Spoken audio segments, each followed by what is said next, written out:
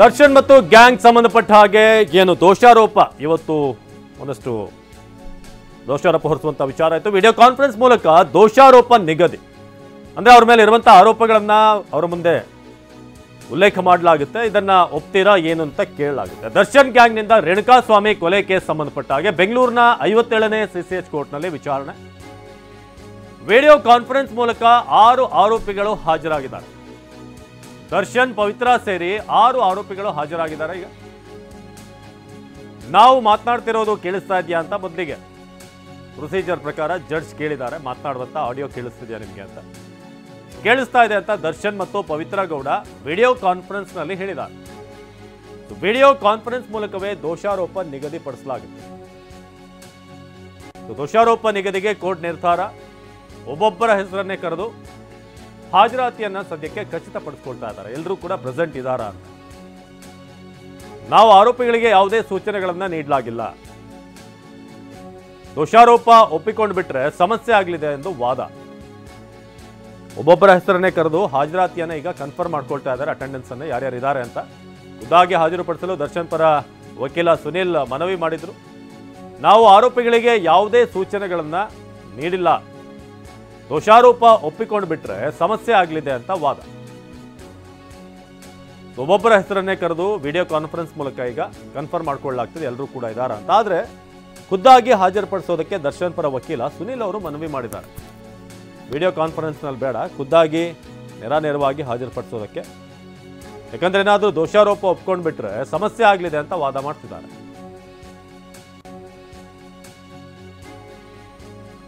ಇನ್ನು ಮತ್ತೊಂದು ದಿನಾಂಕ ನಿಗದಿಪಡಿಸಲು ಮನವಿ ಮಾಡ್ತಿದ್ದಾರೆ. ಈಗ ಸುನಿಲ್ ಮತ್ತೊಂದು ದಿನಾಂಕ ನಿಗದಿಪಡಿಸಿ ಅಂತ ವಕೀಲರು ಮನವಿ ಮಾಡ್ತಿದ್ದಾರೆ. ಖುದ್ದಾಗಿ ಹಾಜರುಪಡಿಸ್ತೀವಿ, ಮತ್ತೊಂದು ಡೇಟ್ ಕೊಡಿ ಅಂತ ಈಗ ಜಡ್ಜ್ ಮುಂದೆ ಕೇಳ್ಕೊತಾ ಇದ್ದಾರೆ. ಮತ್ತೊಂದು ಡೇಟ್ ಅನ್ನ ಕೊಡಿ, ಆವತ್ತು ಖುದ್ದು ಹಾಜರುಪಡಿಸೋದಕ್ಕೆ ಅಥವಾ ವಿಡಿಯೋ ಕಾನ್ಫರೆನ್ಸ್ ಮೂಲಕನ ಕ್ಲಿಯರ್ ಆಗಬೇಕು ಅದು ವಕೀಲರ ಕಡೆಯಿಂದ. ಮತ್ತೊಂದು ದಿನಾಂಕವನ್ನು ನಿಗದಿಪಡಿಸೋದಕ್ಕೆ ಈಗ ವಕೀಲರು ದರ್ಶನ್ ಪರ ವಕೀಲ ಸುನಿಲ್ ಮನವಿ ಮಾಡ್ತಿದ್ದಾರೆ. ಈಗ ಮತ್ತೊಂದು ದಿನಾಂಕವನ್ನ ಕೊಡಿ. ಸಾಮಾನ್ಯವಾಗಿ ಕೋರ್ಟ್ನ ಪ್ರಕ್ರಿಯೆಯಲ್ಲಿ ಇದೆಲ್ಲ ಆಗುತ್ತೆ. ಮುಂದೆ ಒಂದು ಡೇಟ್ ಕೇಳುವಂಥದ್ದು ಒಂದು ಮನವಿ ಮಾಡ್ಕೊಳ್ಬಹುದು. ನ್ಯಾಯಾಧೀಶರು ಓಕೆ ಅಂತ ಆದರೆ ಇಂಥ ಒಂದು ಡೇಟ್ ಅನ್ನು ಹೇಳ್ತಾರೆ. ಮತ್ತೊಂದು ದಿನಾಂಕವನ್ನು ನಿಗದಿಪಡಿಸೋದಕ್ಕೆ ಈಗ ವಕೀಲರು ಮನವಿ ಮಾಡ್ತಿದ್ದಾರೆ, ದರ್ಶನ್ ಪರ ವಕೀಲ ಸುನಿಲ್. ಹಾಗಾಗಿ ನ್ಯಾಯಾಧೀಶರು ಈಗ ಏನು ಮಾಡ್ತಾರೆ, ನ್ಯಾಯಮೂರ್ತಿಗಳನ್ನು ಕಾದು ನೋಡಬೇಕು. ಮತ್ತೊಂದು ಡೇಟನ್ನು ಕೊಡ್ತಾರೆ. ಯಾಕಂದರೆ ಖುದ್ದು ದರ್ಶನ್ ಅವ್ರನ್ನ ಹಾಜರುಪಡಿಸೋದಕ್ಕೆ ಸುನಿಲ್ ಅವರು ಕೇಳ್ಕೊತಾ ಇದ್ದಾರೆ. ಏನಾದರೂ ದೋಷಾರೋಪವನ್ನು ಅವರು ಒಪ್ಕೊಂಡ್ಬಿಟ್ರೆ, ಅಕ್ಸೆಪ್ಟ್ ಮಾಡ್ಕೊಂಡ್ಬಿಟ್ರೆ ಸಮಸ್ಯೆ ಆಗುತ್ತೆ. ಟ್ರಯಲ್ಗೆ ದಿನಾಂಕ ನಿಗದಿಪಡಿಸುವ ಮುನ್ನ ಸಮಯ ನೀಡಿ, 2 ವಾರ ಸಮಯ ನೀಡಲು ಮನವಿ. ದರ್ಶನ್ ಪರ ವಕೀಲ ಈಗ ಮನವಿ ಮಾಡ್ತಿದ್ದಾರೆ. ಟ್ರಯಲ್ಗೆ ದಿನಾಂಕ ನಿಗದಿಪಡಿಸುವ ಮುನ್ನ ಸಮಯ ಕೊಡಿ, ಸ್ವಲ್ಪ ಸಮಯ ಬೇಕಾಗುತ್ತೆ. ಟ್ರಯಲ್ಗೆ ಡೇಟನ್ನು ಫಿಕ್ಸ್ ಮಾಡೋಕೆ ಮುಂಚೆ 2 ವಾರ ಸಮಯ ನೀಡೋದಕ್ಕೆ ಈಗ ದರ್ಶನ್ ಪರ ವಕೀಲ ಸುನಿಲ್ ಮನವಿ ಮಾಡ್ತಿದ್ದಾರೆ. ಕೋರ್ಟ್ ಟ್ರಯಲ್ಗೆ ದಿನಾಂಕ ನಿಗದಿಪಡಿಸುವ ಮುನ್ನ ಸಮಯ ಕೊಡಿ ಅಂತ. ಇದು ಸದ್ಯಕ್ಕೆ ದರ್ಶನ್ ಅಂಡ್ ಸಂಗಡಿಗರು ಈ ದೋಷಾರೋಪ ಹೊರಿಸುವಂತಹ ವಿಚಾರಕ್ಕೆ ಸಂಬಂಧಪಟ್ಟ ಹಾಗೆ ಇವತ್ತು ವಿಡಿಯೋ ಕಾನ್ಫರೆನ್ಸ್ ಮೂಲಕ ಏನು ಹಾಜರಾಗಿದ್ದಾರೆ. ಇದೀಗ ವಕೀಲರು ಮನವಿ ಮಾಡ್ತಿರೋದು ಟ್ರಯಲ್ಗೂ ಮುಂಚೆ ಒಂದು 2 ವಾರ ಕಾಲಾವಕಾಶ ಕೊಡಿ ಅಂತ ದರ್ಶನ್ ಪರ ವಕೀಲರು ಸುನಿಲ್ ಈಗ ಮನವಿ ಮಾಡ್ತಿದ್ದಾರೆ. ಟ್ರಯಲ್ಗೆ ದಿನಾಂಕವನ್ನು ಫಿಕ್ಸ್ ಮಾಡೋಕೆ ಮುಂಚೆ ಸ್ವಲ್ಪ ಸಮಯ ಬೇಕು ಅಂತ ಕೇಳಿದ್ದಾರೆ. ಜೊತೆಗೆ ದರ್ಶನ್ ಅವ್ರನ್ನ ಖುದ್ದು ಹಾಜರುಪಡಿಸೋದಕ್ಕೂ ಕೂಡ ಮನವಿ ಮಾಡಿದ್ದಾರೆ ಈ ದೋಷಾರೋಪ ಹೊರಿಸುವಂತಹ ಸಂದರ್ಭದಲ್ಲಿ. ಜೊತೆಗೆ ತಪ್ಪೊಪ್ಪಿಗೆ ಅಥವಾ ಇಲ್ಲ ನಾವು ಇಂಥದ್ದನ್ನು ಮಾಡಿಲ್ಲ ಅಂತ ಹೇಳುವಂಥ ಪ್ರಕ್ರಿಯೆ ಇದೆಯಲ್ಲ, ಅದು ಬಹಳ ಮುಖ್ಯ. ಜೈಲಿಗೆ ತೆರಳಿ ಸೂಚನೆಗಳನ್ನು ನೀಡೋದಕ್ಕೆ ವಕೀಲರಿಗೆ ಅವಕಾಶ ಕೊಟ್ಟಿದೆ 57ನೇ CCH ಕೋರ್ಟ್.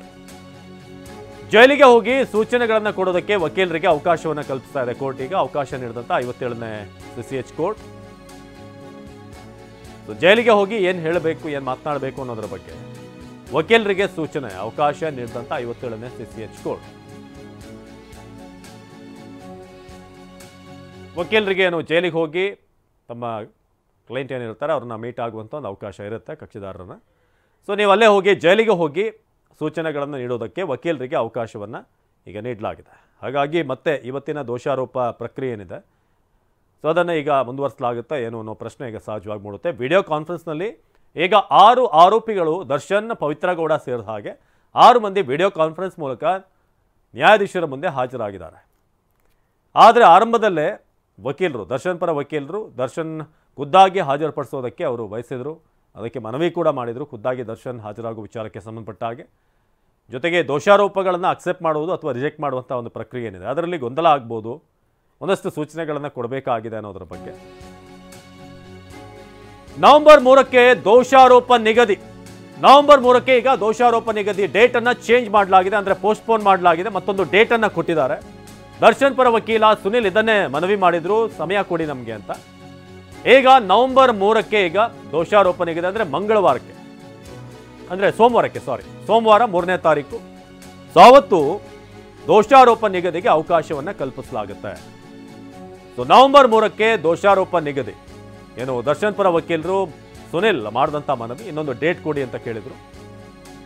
ಅದಕ್ಕೆ ನ್ಯಾಯಾಧೀಶರು ಈಗ ನವೆಂಬರ್ 3ರ ಡೇಟನ್ನು ಕೊಟ್ಟಿದ್ದಾರೆ. ರೇಣುಕಾಸ್ವಾಮಿ ಕೊಲೆ ಕೇಸ್ನ ದೋಷಾರೋಪ ನಿಗದಿ ಸೋಮವಾರಕ್ಕೆ ಈಗ ಮುಂದೂಡಲಾಗಿದೆ. ಹಾಗಾಗಿ ಇವತ್ತು ಏನು ವಿಡಿಯೋ ಕಾನ್ಫರೆನ್ಸ್ನಲ್ಲಿ ಹಾಜರಾಗಿದ್ರು, ದೋಷಾರೋಪ ಸಲ್ಲಿಕೆಗೆ ಮುಂಚೆನೆ ಒಂದು ಮನವಿಯನ್ನು ದರ್ಶನ್ ಪರ ವಕೀಲರು ಮಾಡ್ಕೋತಾರೆ, ದಯವಿಟ್ಟು ಇನ್ನೊಂದು ಡೇಟ್ ಕೊಡಿ, ಯಾಕಂದರೆ ಖುದ್ದು ಭೇಟಿಯಾಗಿ ಒಂದಷ್ಟು ಸೂಚನೆಗಳನ್ನು ಅಥವಾ ಮಾತನಾಡುವಂಥದ್ದಿದೆ, ಹಾಗಾಗಿ ಮುಂದಿನೊಂದು ಡೇಟನ್ನು ಕೊಡಿ ಅಂತ. ಅದನ್ನೀಗ ಸೋಮವಾರದ ಡೇಟ್ ನವೆಂಬರ್ 3ಕ್ಕೆ ದೋಷಾರೋಪವನ್ನು ನಿಗದಿಪಡಿಸಲಾಗಿದೆ. ಆವತ್ತು ಎಲ್ಲರೂ ಕೂಡ ಮತ್ತೆ ಹಾಜರಾಗಬೇಕು. ಆಗ ಅವ್ರ ಮೇಲಿರುವಂಥ ಆರೋಪಗಳ ಪಟ್ಟಿ ಏನಿದೆ ಅದನ್ನು ಓದಿ ಹೇಳ್ತಾರೆ. ಅದನ್ನು ನೀವು ಒಪ್ತೀರಾ ಇಲ್ವಾ? ಒಪ್ಪಿದರೆ ಓಕೆ, ಅವ್ರಿಗೆ ಶಿಕ್ಷೆ ಆಗುತ್ತೆ.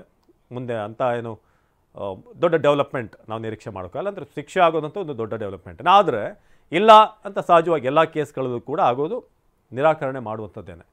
ಆಗ ಸಾಕ್ಷಿಗಳ ವಿಚಾರಣೆ ಮತ್ತೆ ಆರಂಭ ಆಗುತ್ತೆ. ಸೊ ವಿಡಿಯೋ ಕಾನ್ಫರೆನ್ಸ್ ಮೂಲಕವೇ ದೋಷಾರೋಪ ನಿಗದಿ. ಈಗ 6 ಆರೋಪಿಗಳು ದರ್ಶನ್, ಪವಿತ್ರ ಗೌಡ ಸೇರಿದ ಹಾಗೆ ಇವತ್ತು ನಿಗದಿತ ಸಮಯದಲ್ಲಿ 11:30ಕ್ಕೆ ಎಲ್ಲರೂ 6 ಮಂದಿ ಹಾಜರಾಗಿದ್ದರು. ಆಗ ದರ್ಶನ್ ಪರ ವಕೀಲ ಸುನಿಲ್ ಅವರು ಮನವಿ ಮಾಡಿಕೊಂಡ್ರು ಈ ಹೊಸ ಡೇಟ್ ಒಂದನ್ನು ಕೊಡೋದಕ್ಕೆ. ಆಗ ನವೆಂಬರ್ 3 ಅಂತ ಡೇಟ್ ಕೊಟ್ಟಿದೆ. ಜೊತೆಗೆ ಅಲ್ಲಿಗೆ ಹೋಗಿ, ಅಂದರೆ ಜೈಲಿಗೆ ಹೋಗಿ ದರ್ಶನ್ ಅವ್ರನ್ನ ಭೇಟಿಯಾಗಿ ಸೂಚನೆಗಳನ್ನು ಕೊಡೋದಕ್ಕೂ ಕೂಡ ಕಾಲಾವಕಾಶವನ್ನು ಕಲ್ಪಿಸಲಾಗಿದೆ. ಯಾಕೆಂದರೆ ದೋಷಾರೋಪ ಸಲ್ಲಿಕೆ ಸಂದರ್ಭದಲ್ಲಿ ಏನಾದರೂ ವ್ಯತಿರಿಕ್ತವಾದಂಥ ಅಥವಾ ಅದನ್ನು ಹೇಳುವಂಥ ಸಂದರ್ಭದಲ್ಲಿ ಗೊಂದಲ ಮಾಡಿಕೊಂಡ್ರೆ ಸಮಸ್ಯೆ ಆಗುತ್ತೆ ಅಂತ ವಾದ ಮಂಡಿಸಿದ್ರು ಸುನಿಲ್.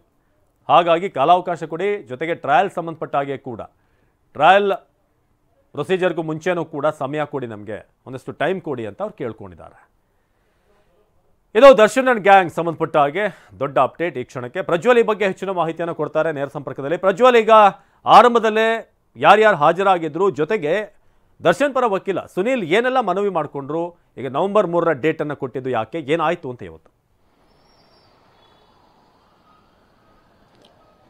ಅವಿನಾಶ್, ಇವತ್ತು ಈ ಹಿಂದೆ ಕೋರ್ಟ್ನಲ್ಲಿ ತಿಳಿಸಿದಂತೆ ಇವತ್ತು ದೋಷಾರೋಪಣಾ ಪಟ್ಟಿ ನಿಗದಿ ಆಗಬೇಕಾಗಿತ್ತು. ಅಂದ್ರೆ ಯಾವ ಆರೋಪಿಗಳ ಪಾತ್ರ ಕೊಲೆಯಲ್ಲಿ ಏನೇನಿದೆ ಅನ್ನೋದನ್ನ ಆರೋಪ ಪಟ್ಟಿಯನ್ನ ನಿಗದಿ ಮಾಡಿ ಅವರ ಮುಂದೆ ಓದಿ ಹೇಳ್ತಾರೆ. ಆ ಓದಿ ಹೇಳಿ ಆದ್ಮೇಲೆ ಅವ್ರು ಅದಕ್ಕೆ ಹೌದು ಅಂತ ಹೇಳಿ ಒಪ್ಪಿದ್ರು, ಅಂದ್ರೆ ಪ್ಲೀಡ್ ಗಿಲ್ಟಿ ಆರ್ ನಾಟ್ ಅಂತ ಕೇಳ್ತಾರೆ. ಗಿಲ್ಟಿ ಅಂತ ಕೇಳಿದ್ರೆ ಅವರಿಗೆ ಶಿಕ್ಷೆ ಪ್ರಮಾಣವನ್ನ ಘೋಷಣೆ ಮಾಡಲಾಗುತ್ತೆ, ಅಂದ್ರೆ ಆದೇಶವನ್ನೇ ಬರಿಬಹುದು ಅಂತ ಸಾಧ್ಯತೆಗಳಿರುತ್ತೆ. ಆದ್ರೆ ನಾಟ್ ಗಿಲ್ಟಿ ಅಂತ ಹೇಳಿದಾಗ ಟ್ರಯಲ್ ಕಂಟಿನ್ಯೂ ಆಗುತ್ತೆ. ಈ ಒಂದು ಪ್ರಕ್ರಿಯೆ ಇವತ್ತು ಆಗ್ಬೇಕಾಗಿತ್ತು, ಆದ್ರೆ ಆಗ್ಲಿಲ್ಲ. ಇದನ್ನ ನವೆಂಬರ್ 3ಕ್ಕೆ ನ್ಯಾಯಾಲಯ ಮುಂದೂಡಿದೆ. ಮತ್ತೆ ಒಂದು ವಿಚಾರ ಏನಂತ ಅಂದ್ರೆ, ಇಲ್ಲಿ ಪ್ರಮುಖವಾಗಿ 2 ವಾರಗಳ ಕಾಲಾವಕಾಶ ಕೊಡಿ ಅಂತೇಳಿ ದರ್ಶನ್ ಪರ ವಕೀಲ ಸುನಿಲ್ ಅವರು ಕೇಳ್ಕೊಂಡ್ರು. ಆದ್ರೆ ನ್ಯಾಯಾಲಯ ಇದನ್ನ ನವೆಂಬರ್ 3ಕ್ಕಷ್ಟೇ ಮುಂದೂಡಿಕೆಯನ್ನ ಮಾಡಿದೆ. ಮತ್ತೆ ನಾಳೆ ಈ ಸುನಿಲ್ಗೆ, ಅಂದ್ರೆ ದರ್ಶನ್ ಪರ ವಕೀಲರಿಗೆ ಜೈಲಿಗೆ ಹೋಗಿ ಆರೋಪಿ ಜೊತೆ ಮಾತನಾಡ್ಲಿಕ್ಕೂ ಕೂಡ ನ್ಯಾಯಾಲಯ ಅವಕಾಶವನ್ನ ಕೊಟ್ಟಿದೆ. ಮತ್ತೆ ಜೈಲಿನಲ್ಲಿ ಇರುವಂತಹ ದರ್ಶನ್, ಪವಿತ್ರ ಗೌಡ ಸೇರಿದಂತೆ 6 ಜನ ಆರೋಪಿಗಳು ವಿಡಿಯೋ ಕಾನ್ಫರೆನ್ಸ್ ಮೂಲಕವಾಗಿ ನ್ಯಾಯಾಲಯಕ್ಕೆ ಹಾಜರಾದ್ರು. ಮತ್ತೆ ಇನ್ನ ಕೆಲ ಆರೋಪಿಗಳು ಏನು ಬೇಲನ್ನ ಪಡ್ಕೊಂಡಿರೋ ಅಂತವ್ರು ಏನಿದ್ದಾರೆ, ಆ ಆರೋಪಿಗಳ ಪೈಕಿಯೂ ಕೆಲವರು ಇವತ್ತು ಗೈರು ಹಾಜರಾಗಿದ್ವು, ಅಂದ್ರೆ ನ್ಯಾಯಾಲಯಕ್ಕೆ ಹಾಜರಾಗಿರಲ್ಲ. ಈ ಒಂದು ಪ್ರೋಸೆಸ್ ನಡಿಬೇಕು ಅಂತ ಅಂದ್ರೆ ಪ್ರತಿಯೊಬ್ಬ ಆರೋಪಿತ ವ್ಯಕ್ತಿಯು ಸಹಿತ ನ್ಯಾಯಾಲಯದ ಮುಂದೆ, ಅಂದ್ರೆ ನ್ಯಾಯಾಧೀಶರ ಮುಂದೆ ಹಾಜರಾಗಿರಬೇಕು. ಅದು ವಿಡಿಯೋ ಕಾನ್ಫರೆನ್ಸ್ ಆಗ್ಬೋದು ಅಥವಾ ಫಿಸಿಕಲಿ ಪ್ರೆಸೆನ್ಸ್ ಆಗ್ಬೋದು. ಇದು ಎರಡು ರೂಪದಲ್ಲಿ, ಒಂದು ರೂಪದಲ್ಲಿ ಅವ್ರು ಇರಲೇಬೇಕಾಗುತ್ತೆ. ಇವತ್ತು ಇವ್ರು ಯಾರು ಇರಲಿಲ್ಲ. ಮತ್ತೆ ಇವರು ಸುನಿಲ್ ಅವರು ಇವತ್ತು ದೋಷಾರೋಪಣಾ ಪಟ್ಟಿಯನ್ನ ನಿಗದಿ ಮಾಡಿಸ್ಲಿಕ್ಕೆ, ಅಂದ್ರೆ ಆ ಒಂದು ಪ್ರಕ್ರಿಯೆಯನ್ನ ಪೂರ್ಣಗೊಳಿಸ್ಲಿಕ್ಕೂ ಕೂಡ ರೆಡಿ ಇರಲಿಲ್ಲ. ಹೀಗಾಗಿ ನ್ಯಾಯಾಲಯದಲ್ಲಿ ವಾದ ಆರಂಭವಾಗಿ ಕೆಲವೇ ನಿಮಿಷಗಳಲ್ಲಿ ಈ ಒಂದು ಪ್ರಕರಣದ ವಿಚಾರಣೆ ಕೂಡ ಮುಕ್ತಾಯವಾಯಿತು. ಹೀಗಾಗಿ ದರ್ಶನ್ ಅವರಿಗೆ ನವೆಂಬರ್ 3ನೇ ತಾರೀಕು ದರ್ಶನ್ ಸೇರಿದಂತೆ ಎಲ್ಲ ಆರೋಪಿಗಳ ಅವರ ಆರೋಪ ಪಟ್ಟಿಯನ್ನ, ಅಂದ್ರೆ ದೋಷಾರೋಪಣಾ ನಿಗದಿಯನ್ನ ಮಾಡಲಾಗುತ್ತೆ. ಅಂದ್ರೆ ಹಿಯರಿಂಗ್ ಬಿಫೋರ್ ದ ಚಾರ್ಜಸ್ ಅಂತ ಹೇಳಿ ಏನ್ ಕರೀತಾರೆ, ಅದನ್ನ ಮಾಡಿ ಅವರಿಗೆ ತಿಳಿಸಿ ನಂತರ ಚಾರ್ಜಸ್ ಅನ್ನ ಫ್ರೇಮ್ ಮಾಡಲಾಗುತ್ತೆ. ಅವಿನಾಶ್, ಪ್ರಜ್ವಲ್, ಇದೀಗ ಇವತ್ತು ದೋಷಾರೋಪ ಸಲ್ಲಿಕೆ ಸಂಬಂಧಪಟ್ಟ ಹಾಗೆ ದರ್ಶನ್ ಜೊತೆಗೆ ಮಾತನಾಡುವಂಥದ್ದು ಆಗಿತ್ತಾ, ಕಮ್ಯುನಿಕೇಶನ್ ಆಗಿತ್ತಾ? ಅದಕ್ಕೇನಾದರೂ ಸಮಯ ಕೇಳಿದ್ದ, ಖುದ್ದು ಹೋಗಿ ಜೈಲಿಗೆ ಹೋಗಿ ಭೇಟಿಯಾಗಿ ಒಂದಷ್ಟು ಅವ್ರಿಗೂ ಕೂಡ ಸೂಚನೆಗಳನ್ನು ಕೊಡಬೇಕಾಗಿದೆ ಅಂತ? ಮುಂದೆ ನವೆಂಬರ್ 3ನೇ ತಾರೀಕು ಖುದ್ದು ಹಾಜರಾಗುವ ವಿಚಾರವಾಗಿ ಕೂಡ ಅವ್ರು ಮನವಿ ಮಾಡಿದ್ರು ಅಂತ ಗೊತ್ತಾಗ್ತಾ ಇತ್ತು. ಸೊ ಖುದ್ದು ಹಾಜರಾಗ್ತಾರ ದರ್ಶನ್ ಅಥವಾ ವಿಡಿಯೋ ಕಾನ್ಫರೆನ್ಸ್ ಮೂಲಕನ? ಇದ್ರ ಬಗ್ಗೆ ಏನಾದರೂ ಕ್ಲಾರಿಟಿ ಇದೆಯಾ ಹೇಗೆ ಅಂತ? ಅವಿನಾಶ್, ಅದು ನ್ಯಾಯಾಲಯ ಇನ್ನೂ ಏನು ಸ್ಪಷ್ಟವಾಗಿ ಆರ್ಡರ್ ಅನ್ನ ಮಾಡಿಲ್ಲ. ಯಾಕಂತಂದ್ರೆ ಇಲ್ಲಿ 2-3 ಆಸ್ಪೆಕ್ಟ್ ಗಳಿದಾವೆ. ಪೊಲೀಸರಿಗೆ ಪದೇ ಪದೇ ಬೆಂಗಳೂರು ಸಿಟಿ ಒಳಗಡೆ ದರ್ಶನನ್ನ ಕರೆದುಕೊಂಡು ಒಂದು 20 ಕಿಲೋಮೀಟರ್ ಟ್ರಾವೆಲ್ ಅನ್ನ ಮಾಡ್ಕೊಂಡ್ ಬಂದು ನ್ಯಾಯಾಲಯಕ್ಕೆ ಹಾಜರುಪಡಿಸೋದೇನಿದೆ, ಮತ್ತೆ ನ್ಯಾಯಾಲಯದ ಆವರಣದಲ್ಲಿ ಒಂದಷ್ಟು ಜನರು ಸೇರ್ಬೋದು, ಅಭಿಮಾನಿಗಳು ಸೇರ್ಬೋದು, ಮತ್ತೆ ಸೆಕ್ಯೂರಿಟಿ ಸಮಸ್ಯೆಗಳಾಗ್ತವೆ ಅನ್ನೋದು ಕಾರಣಕ್ಕೋಸ್ಕರ ಅವರು ಇವತ್ತು ವಿಡಿಯೋ ಕಾನ್ಫರೆನ್ಸ್ ನಲ್ಲಿ ಹಾಜರು ಮಾಡ್ಲಿಕ್ಕೆ ಸಿದ್ಧತೆಯನ್ನು ಮಾಡ್ಕೊಂಡಿದ್ದಾರೆ. ಮತ್ತೆ ಇನ್ನೊಂದೇನಂದ್ರೆ, ಈ ಒಂದು ಕಾನೂನು ಪ್ರಕ್ರಿಯೆ ಏನಿದೆ, ದರ್ಶನ್ ಅವರ ವಿರುದ್ಧ ಈ ಹಿಂದೇನು ಕೇಸ್ ಇರಬಹುದು, ಅದು ಯಾವುದು ಕೂಡ ಲೆಕ್ಕಕ್ಕೆ ಬರೋದಿಲ್ಲ. ಈ ಒಂದು ಪ್ರಕರಣದಲ್ಲಿ ಇದುವರೆಗೆ ಈ ಪ್ರೋಸೆಸ್ ಆಗಿರಲಿಲ್ಲ, ಈ ಒಂದು ಕಾನೂನು ಪ್ರಕ್ರಿಯೆ ಆಗಿರಲಿಲ್ಲ. ಈ ಪ್ರಕ್ರಿಯೆ ಆಗ್ಬೇಕಾದ್ರೆ ಯಾವ ರೀತಿಯಲ್ಲಿ ನಡೆಯುತ್ತೆ, ಆರೋಪಿತರು ಏನು ಉತ್ತರವನ್ನ ನ್ಯಾಯಾಧೀಶರು ಕೇಳಿದಂತ ಪ್ರಶ್ನೆಗಳಿಗೆ ಯಾವ ರೀತಿ ಉತ್ತರವನ್ನ ನೀಡಬೇಕು, ಯಾವ ರೀತಿ ಉತ್ತರ ನೀಡಿದರೆ ಸಮಸ್ಯೆ ಆಗುತ್ತೆ ಅಥವಾ ಕನ್ವಿಕ್ಷನ್ ಆನ್ ದ ಸ್ಪಾಟ್ ಅಲ್ಲೇ ಆಗುವಂತ ಸಾಧ್ಯತೆಗಳಿರುತ್ತೆ, ಅದನ್ನ ಯಾವಾಗ ನಾಟ್ ಗಿಲ್ಟಿ ಅಂತೇಳಿ ಎಷ್ಟು ಸ್ಪಷ್ಟವಾಗಿ ಹೇಳಬೇಕು, ತಿಳಿಸಿ ಹೇಳಬೇಕು. ಇದೆಲ್ಲದನ್ನು ವಕೀಲರು ಆ ಆರೋಪಿತ ವ್ಯಕ್ತಿಗೆ ಅಂದ್ರೆ ಜೈಲಲ್ಲಿರುವಂತಹ ದರ್ಶನ್ಗೆ ಮತ್ತೆ ದರ್ಶನ್ ಜೊತೆ ಇರುವಂತಹ ಇನ್ನೂ ಉಳಿದ ಆರೋಪಿಗಳಿಗೆ ಬ್ರೀಫ್ ಅನ್ನ ಮಾಡಬೇಕಾಗುತ್ತೆ, ಅವ್ರಿಗೆ ಹೇಳ್ಕೊಡ್ಬೇಕಾಗುತ್ತೆ. ಅವರು ಬ್ರೀಫ್ ಮಾಡ್ಲಿಕ್ಕೆ ಮತ್ತೆ ನಾವು ಪ್ರಿಪರೇಷನ್ ಅನ್ನ ಮಾಡ್ಕೊಳ್ಳಿಕ್ಕೆ ಟ್ರಯಲ್ಸ್ಗೆ ಹೋದಂತ ಸಂದರ್ಭದಲ್ಲಿ ಇಮಿಡಿಯೇಟ್ಲಿ ಈ ಒಂದು ಚಾರ್ಜಸ್ ಫ್ರೇಮ್ ಆದ ನಂತರವಾಗಿ ಟ್ರಯಲ್ಸ್ ಸ್ಟಾರ್ಟ್ ಆದ್ರೆ, ಟ್ರಯಲ್ಸ್ ನಲ್ಲಿ ಸುಮಾರು 292 ಏನೋ ಸಾಕ್ಷಿಗಳು ಇದಾವೆ ಈ ಪ್ರಕರಣದಲ್ಲಿ. ಆ ಎಲ್ಲ ಸಾಕ್ಷಿಗಳನ್ನು ತಂತ ಮುಂದೆ ಇಡುವಂತ ಸಂದರ್ಭದಲ್ಲಿ ಅದಕ್ಕೆ ಕೌಂಟರ್ ಅನ್ನ ಮಾಡಬೇಕು. ಇದೆಲ್ಲದಕ್ಕೂ ಪ್ರಿಪರೇಷನ್ ಅನ್ನ ಮಾಡ್ಕೊಬೇಕು. ಮತ್ತೆ ನಮ್ಮ ಆರೋಪಿತ ವ್ಯಕ್ತಿಯನ್ನ, ನಮ್ಮ ಕ್ಲೈಂಟ್ ಅನ್ನ ಮಾನಸಿಕವಾಗಿ ಮತ್ತೆ ಈ ಒಂದು ಪ್ರಶ್ನೋತ್ತರ ಪ್ರಕ್ರಿಯೆಗಳಿಗೆ ಯಾವ ರೀತಿಯಾಗಿ ರೆಡಿ ಆಗ್ಬೇಕನ್ನೋದನ್ನ ನಾವು ರೆಡಿ ಮಾಡಬೇಕಾಗತ್ತೆ, ಅದನ್ನ ಬ್ರೀಫಿಂಗ್ ಮಾಡಬೇಕಾಗತ್ತೆ. ಹೀಗಾಗಿ ನೇರವಾದಂತ ಭೇಟಿಯ ಅವಶ್ಯಕತೆ ಇದೆ, ಮತ್ತೆ ನೇರವಾದಂತ ಹಾಜರಿ ಅವಶ್ಯಕತೆ ಇದೆ ಅನ್ನೋದನ್ನ ಕೋರ್ಟ್ಗೆ ತಿಳಿಸಿದ್ವು. ಅವಿನಾಶ್, ಧನ್ಯವಾದ ಪ್ರಜ್ವಲ್.